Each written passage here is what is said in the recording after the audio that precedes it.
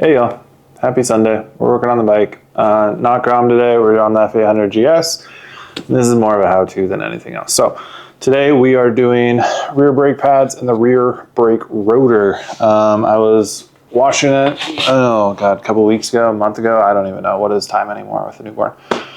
And noticed I had a lip on my rear brake rotor. Took out some calipers, measured it, and I was below spec. Spec on these is 4.5 millimeters. I was at like 4.3 or something like that for thickness, and my brake pads were getting pretty worn down. So figured it was time to just replace all of it one go. So picked up an Arashi rotor. Kind of got a little wave, not really, but kind of a little bit, kind of cool. I have Arashi rotors on my front. I've had them on there for, I don't know, 15,000 miles, and they've been great. So I figured that was about $60 or $70 compared to, I think OEM's over 200, and like a Galfer is like 140 or 150, something like that. So saving a bit of money there. And then have EBC brakes, just their organic, whatever. These are F800GS. I've used, this is my second set of these, and they've been great. So putting those back on as well. Should be pretty quick. We're going to start with the pads and use the old rotor to kind of push those around. And then after that, we'll pull the wheel off and switch out that rear rotor. Let's get to it. Step one on doing these pads is pulling this little pin right here. Use kind of some flat pliers to get underneath the flat tab and try not to bend it because I don't really want to replace it. So set that aside. Part two is going to be getting this slide post out. Use a little pin punch in there, and I forgot something heavy to hit it with, so go and go grab that. Just a little dead blow to hit this with. And depending on your climate and depending on if you ride in the winter, this pin can get pretty corroded. You're trying to get, there's a little split shank on the end there that you're trying to pop out of that back end of it. So a little split shank towards the wheel, towards the inside, and that comes right out. While you're here, go ahead and push your caliper against your wheel, and that will help push that piston back in and make getting your pads in and out easier, mainly getting your new ones in. Yeah, those are pretty grody. Pretty nasty. Before I push it in too far though, I actually am going to take the cap off of the brake fluid reservoir on the other side so that when I push this piston in, I'm not just pushing against pressure in that reservoir.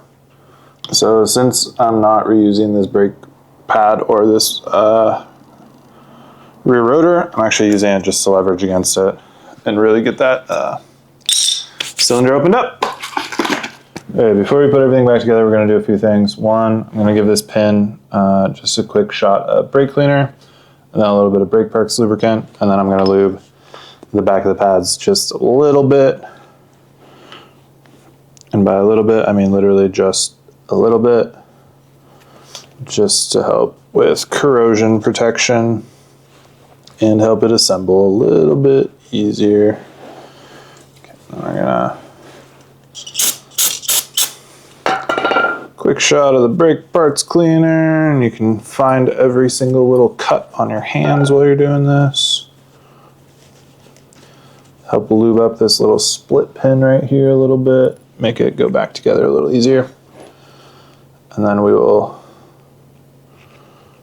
also put some brake parts lube on this.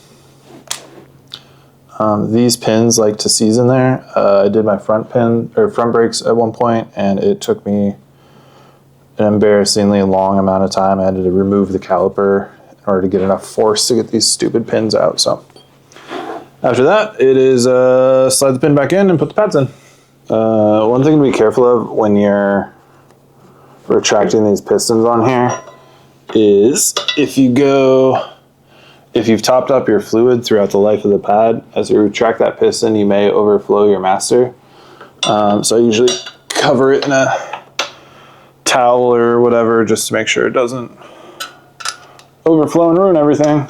But it's fine, cool, we got that in. And then you can either hit it from the back side with a punch again, or use channel locks on the back end. If you're having troubles with the punch, you can use some channel locks and get it on the front and the back and start that thing getting compressed on the backside. And then finish it off with a punch. We do have that hole that the retaining clip, oh man, fender guard. That hole that the retaining clip is going in.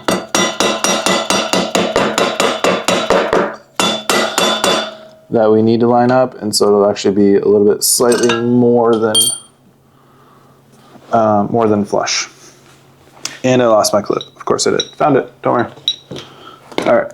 Then put your retaining clip in, and your brake pads are changed. Next up, we're going to do removing the rear wheel. If this is child's play for you, skip ahead, I guess. But first step, loosen the adjusters, and then we'll loosen the axle nut. Adjusters are 13 mil, and axle nut is 23? It's been a while. I don't remember. Let me look. That was definitely wrong. 24, not 23. Don't also forget to loosen your ABS sensor. Usually I don't remove it all the way. I'll just slide it backwards and out. That's a T30. And then final tip, if you find some pieces of wood that fit perfectly under there, it's going to make putting your wheel back on a ton easier. So yeah, let's, I have the axle nut off on this side. So we will slide our adjusters all the way forward, push it forward so I can slide the chains to the side.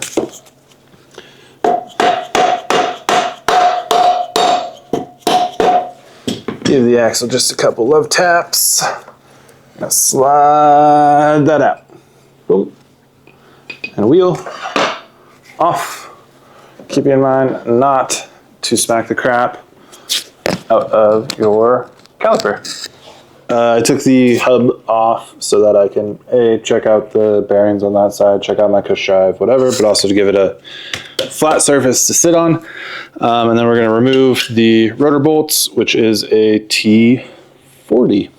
The Haynes manual calls for thread locker when you reinstall these. I believe BMW says one-time use. These are at such a low torque, I think they're fine, but if that scares you, the bolts are like $2 a piece if you order them from BMW. I ordered nothing.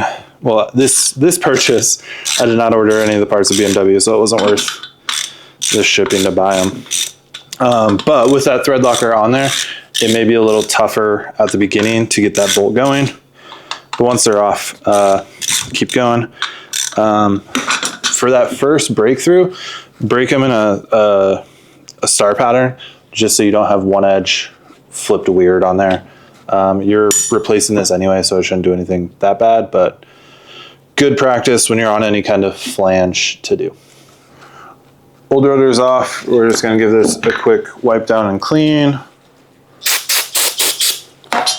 just to make sure everything is nice and flat. I'm also keeping all of these bolts in their same location with the same hole, just because I'm not replacing them. We'll keep them at the same stretch in each one, I guess. Cool, let's grab the new rotor, line it up. At some point, I know they changed size of these rear bolts. I don't know when, so make sure that you grab the right one. Oh, I need to thread locker these. What am I doing? Back with my favorite little glue stick. I love that thread locker comes in a glue stick now because I'm always dripping that shit everywhere. And it's really easy to just apply a very small amount and then put it in. Hopefully I remember in post to speed this up because I don't particularly have much to say right now as you watch me spin bolts in. All right, from here, tighten them up, do 19 Newton meters or 14 foot-pounds. Y'all might know sometimes I like torque reading, sometimes I don't. Brake components, I like torque reading, so snug them up.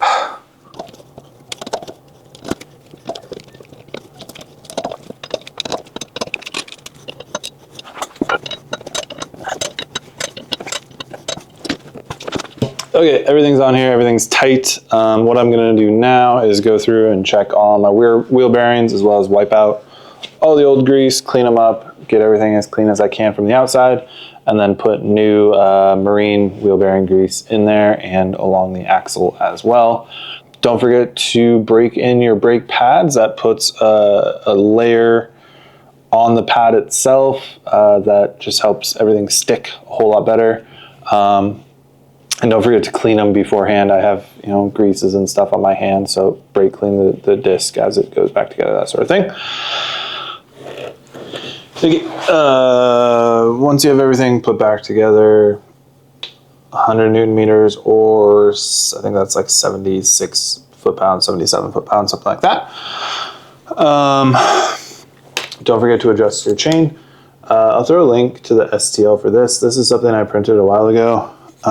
You basically put it at the lowest spot, and it should just barely touch the tip of this, and that's your 35 to 45 millimeter spec. The inner gauge is 35, but the outer gauge is 45. I usually set it on the looser end just because it makes me feel better having it at the looser end.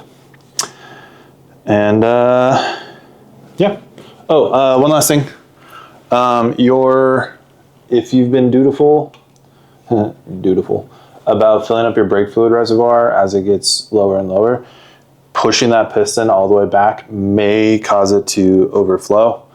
Keep an eye on that, and then don't forget to, if you need to remove a little fluid, or this is a great time to change the fluid entirely. There's not much in the system, so not a bad time to do that either. Okay, with that, finally signing off. See y'all.